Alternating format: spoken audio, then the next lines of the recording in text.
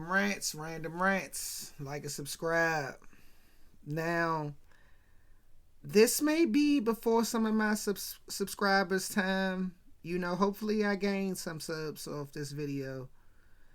Like I said, before I could ever give you the Shanae story, I had to start with the legend, the one and only Geraldine Jones from the Flip Wilson Show. And you guys may not be familiar with the Flip Wilson Show. For one, you're talking about some of the greatest musical guests ever. They definitely graced that stage. And the thing about Geraldine, she dressed fly. She was a fly dresser. And she was a very lucky woman in her time. She was around some legendary people. We talking about legendary poonhounds. Okay? Before we even get to the beginning, right?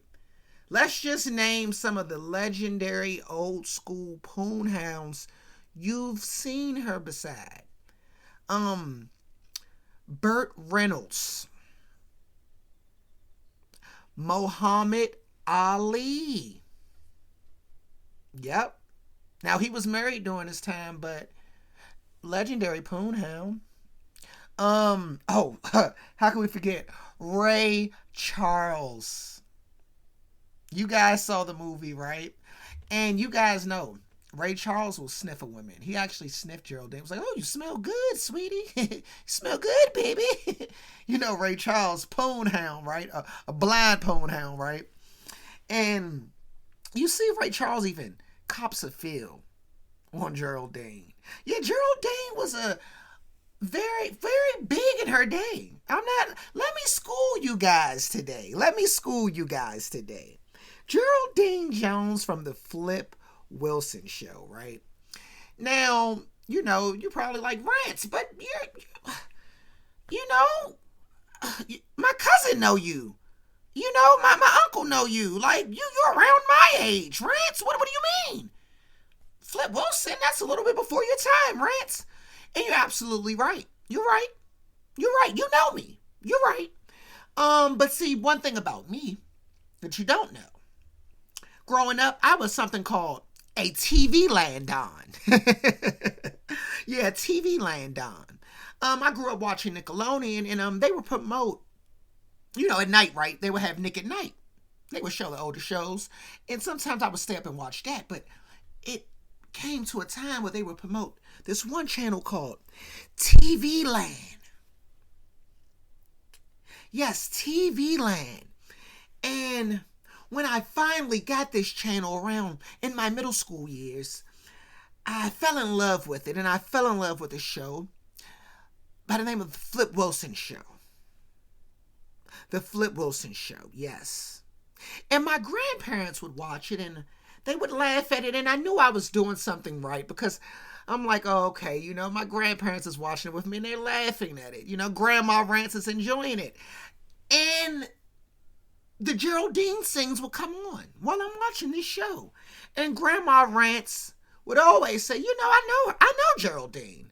And I'm like, really, Grandma? Grandma Rants like, yes. And I had the opportunity to speak with my grandmother. I'm telling her, I'm like, Grandma Rants, I'm doing a YouTube channel. You think you can help me out with some stories? And of course, Grandma Rants, she was like, baby, you've seen the show. You know her life story, baby. Go do the research. And she was absolutely right? She was absolutely right. And that leads us to the beginning of Geraldine, right? Geraldine Jones. It was actually an episode of Flip Wilson. Episode titled, This Is Your Life, where they did a bio on Geraldine Jones. And of course, my grandmother knows Well, we're going to be respectful of this young lady, right? And we have pictures to back up, everything that's in this video, of course, right? It's Geraldine Jones. So, in true Randumb Rants form, right? You already know. We're going to begin at the beginning, okay? That's a good place to start. We thought you'd like that, Geraldine. Now, Geraldine was born in New York City, and she's the daughter of Leroy and Annabelle Jones. Pictured there. Right? And her mother was a housewife, and her father was a firefighter. And Geraldine, she reached her developmental milestones very early. She started talking at 3 months. Her first words was yes. That was already said on the actual show and whatnot. Now, she attended Collins Street School. And she actually had a first grade teacher by the name of Mr. Haskell. He's actually bought on the Flip Wilson show. And, Geraldine was like, "You still drink that brandy?" And he's like, "No, that was for teaching purposes, And we have pictures of them, during the school years and whatnot. So, Grandma Rants, she comes with the work, right? Now, nonetheless, right, the teacher mentions that she hasn't changed a bit. She's always shown great leadership qualities, and she's always had a mind of her own.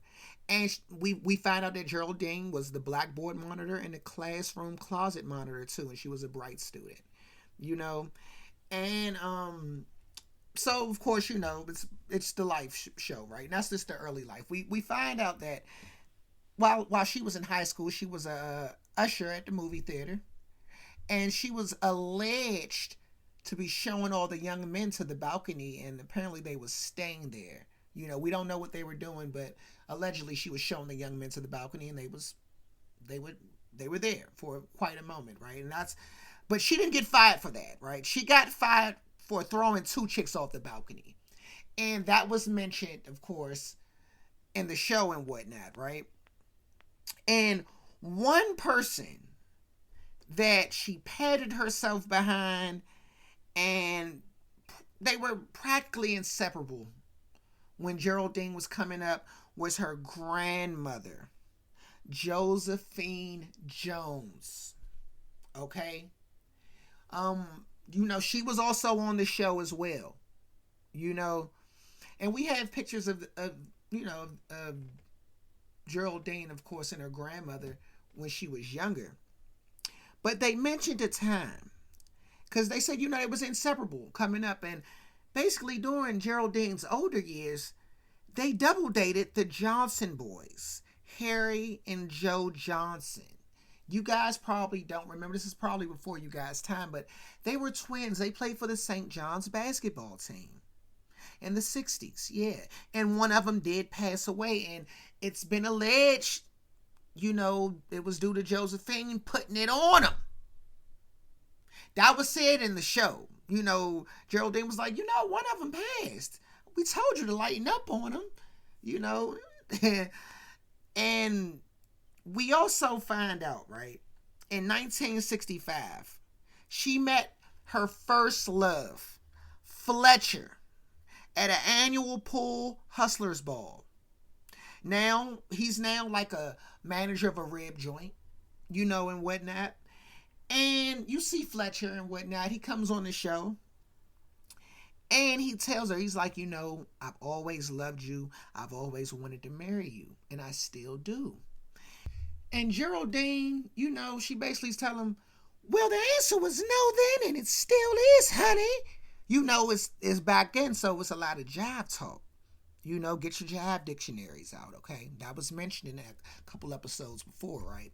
Nonetheless, though, getting back on topic. So, we found out that they broke up. They had a fight over the phone, right? And Fletcher ended up doing 5. He did a nickel in the state. He did 5 years in the state. And he's like, Geraldine, you got what I need for me to get where I need to be.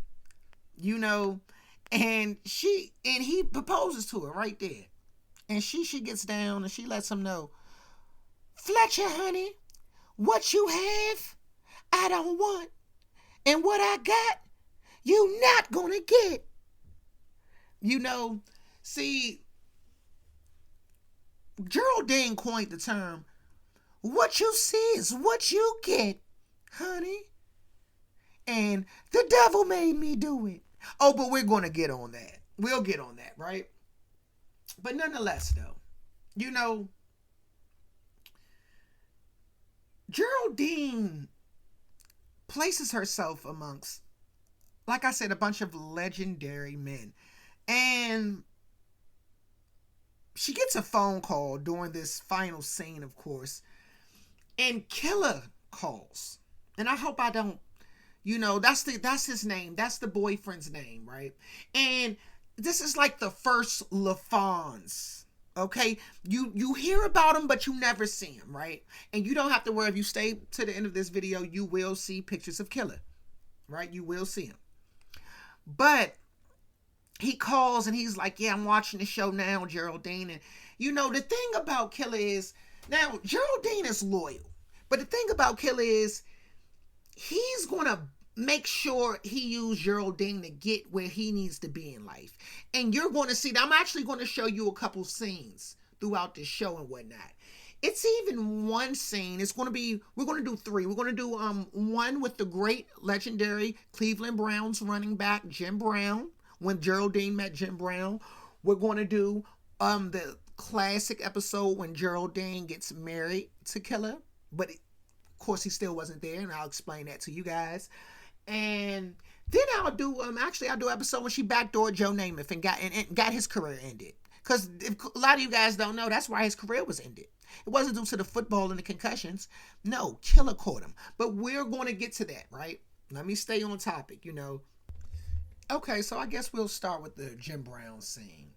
And you guys got to remember, Jim Brown is no longer playing for the Browns, okay? He's now retired and he's now an actor, okay? And in this scene, he's ordering food. He's holding some auditions for some young ladies, some actresses, of course. And he's ordering some food for them and whatnot.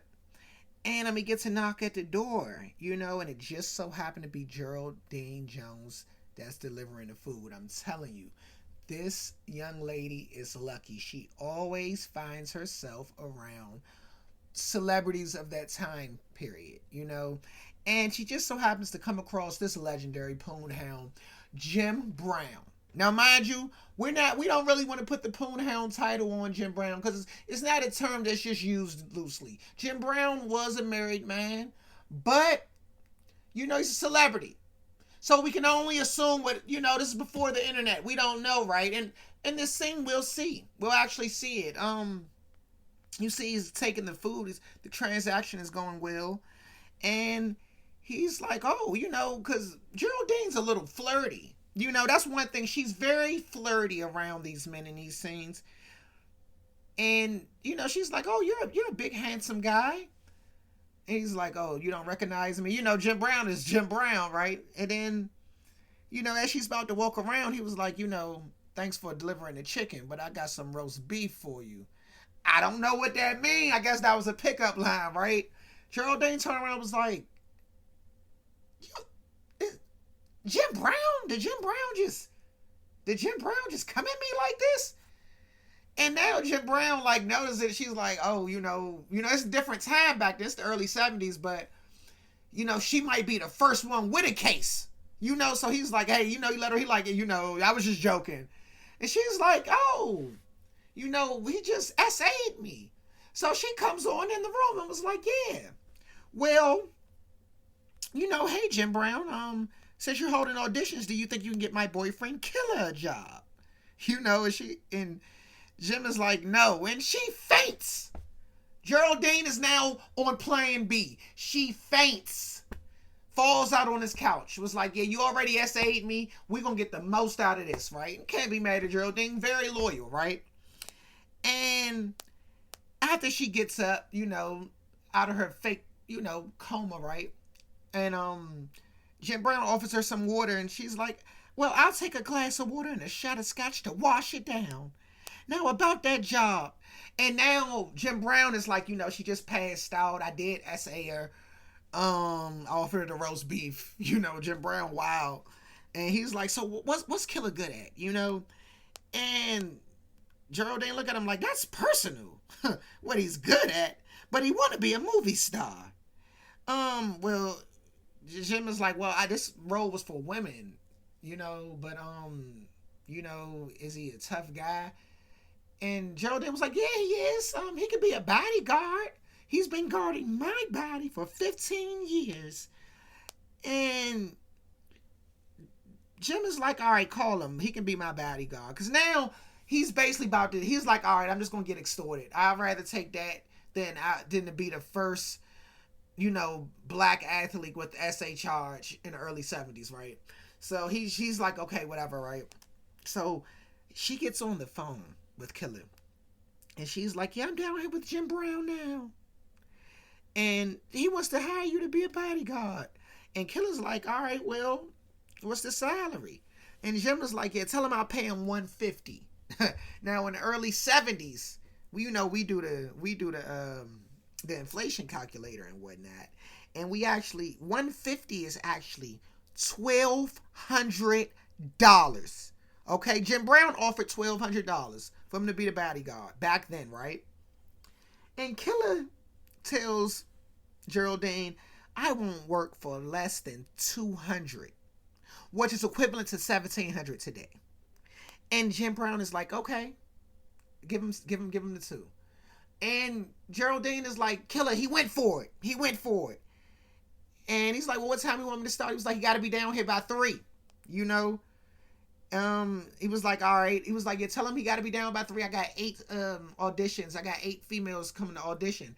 She was like, well, you got 9 now, because I'm about to audition too. And Geraldine basically, like, forces herself and Killer on a set, like straight old school extortion tactics, using old SA, And that's not the only, well, let's get on when they went to Niagara Falls, right?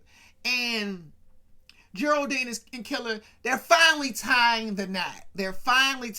Killer's like, Geraldine, I've been with you for 15, 16 years now. It's time to, settle down and whatnot. For those who don't know, Killer was in the military. Geraldine has mentioned this, and we got pictures and everything, right? We will show them eventually, but that's why he was kind of hesitant on the marriage, because of those benefits, And well, let's actually get into the scene. So it starts in Niagara Falls, right? And we see Geraldine walking down with her famous classic strut. Like, Geraldine does this little strut, right? You guys have to watch the show to know what I'm talking about. It's a little strut that she does, right? And we see, she finally comes down the aisle and she's there, right? And we see Judge Slate. And Geraldine is like, your name's Judge Slate? Honey, that's probably why Killer is late, because you're a judge. And Judge Slate is like, well, Geraldine, I'm just a marrying judge. I'm not a sentencing judge. And Geraldine's like, well, marriage is a life sentence, honey. And Judge Slate lets her know off jump. Like, well, these are my prices if you want to get married. And the prices for the deluxe package, which included the dinner and the champagne and everything, that was $25. With the inflation calculator, that was actually $208. Now, the quickie wedding was $2. And with the inflation calculator, that's actually $16.59.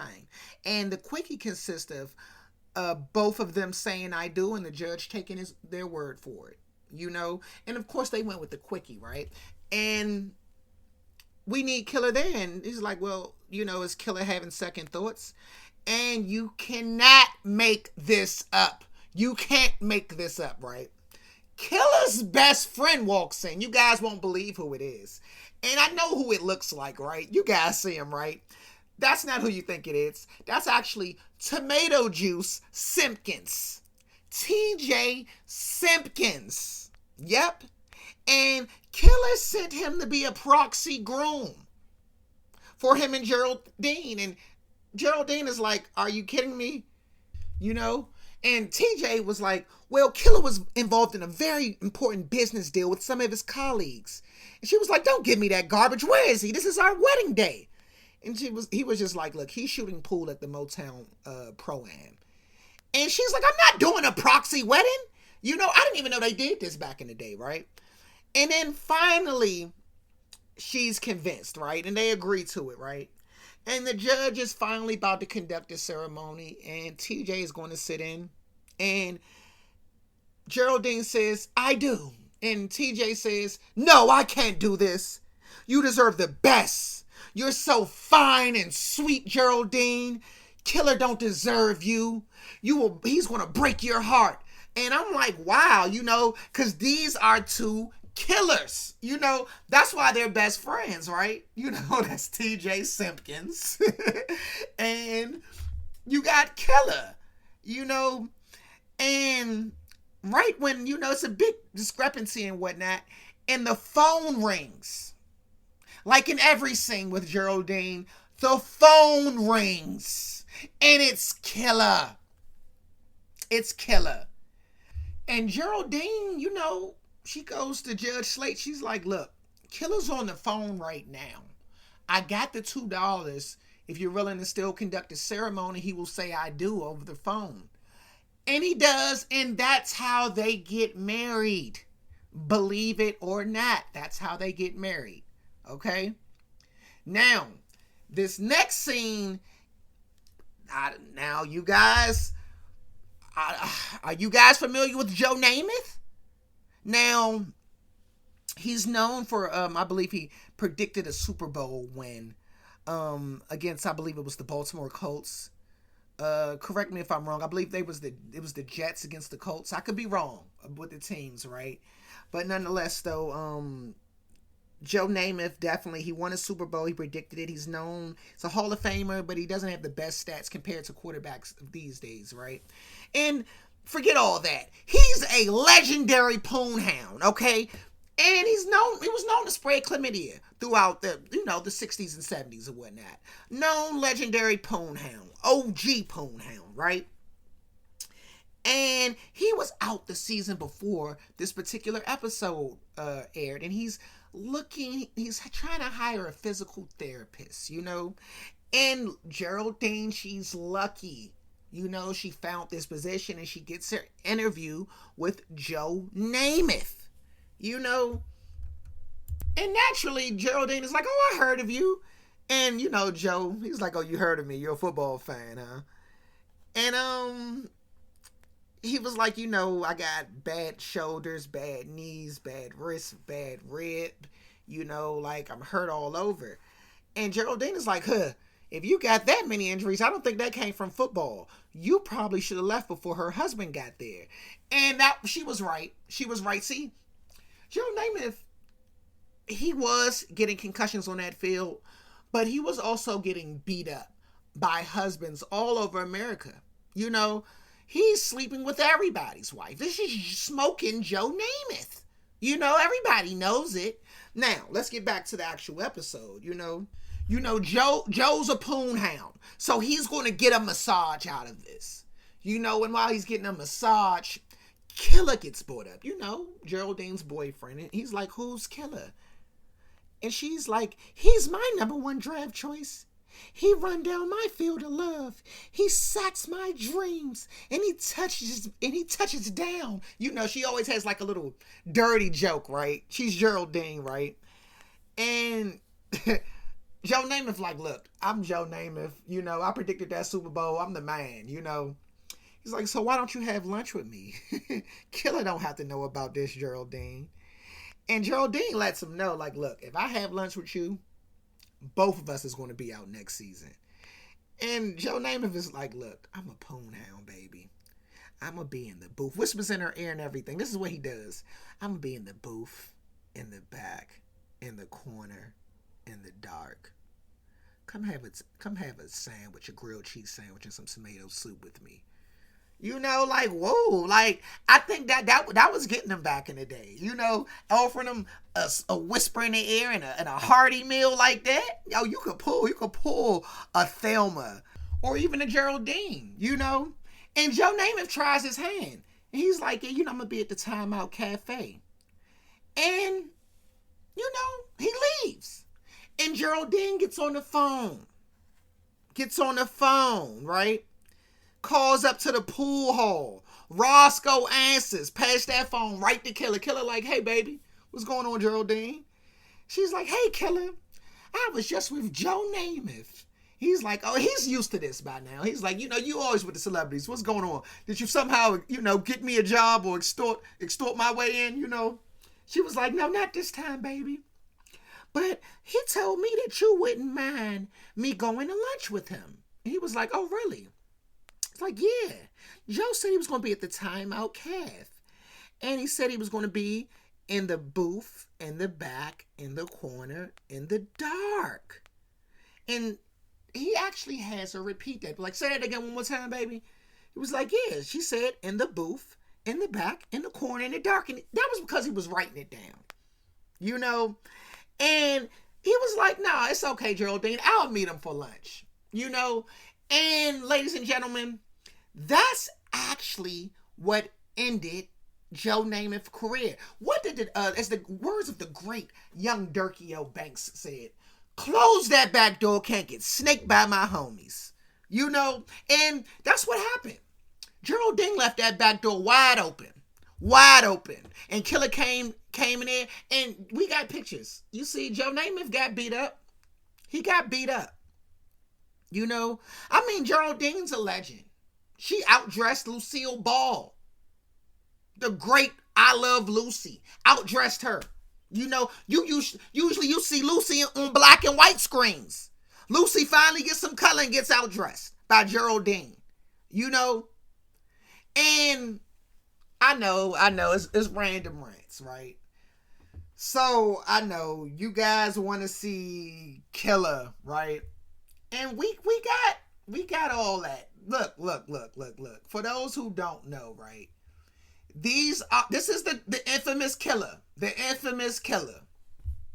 Right there. Now, I know on the show, they made him seem like he was big and black and tall and whatnot. But no, that was just, it's TV. It's TV. Stuff is fake. You guys got to understand that. This is Killer. And as you can see, after the Flip Wilson show, right, Geraldine did a 7-Up commercial in the 80s with the great Flip Wilson. A great 7-Up commercial. And Geraldine was actually last seen at Bob Hope's 80th birthday, I believe, in 1983 at the Kennedy Center. You see Ronald Reagan, Nancy, Bob Hope. You see him there. And you see Geraldine. It was the last time she was seen, I would say, on the big screen, right? And she introduced her group, The Extremes. And they sung their song and whatnot. And they actually did a residency in the late 80s before she officially retired from the business, as you guys can see and whatnot.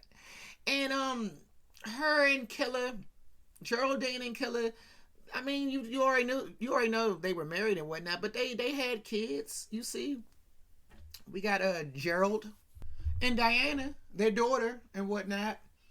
And it's Geraldine Jones. You gotta, like I said before, I could ever give you guys the Shanae, which is coming soon. That's actually coming this week. But before I could ever give you guys the Shanae, I had to give you guys the history. Okay? Geraldine Jones, Flip Wilson. Like I said, I am a TV Landon. I've been that since back in the day. And I do this for y'all, man. Randumb Rants. Like and subscribe.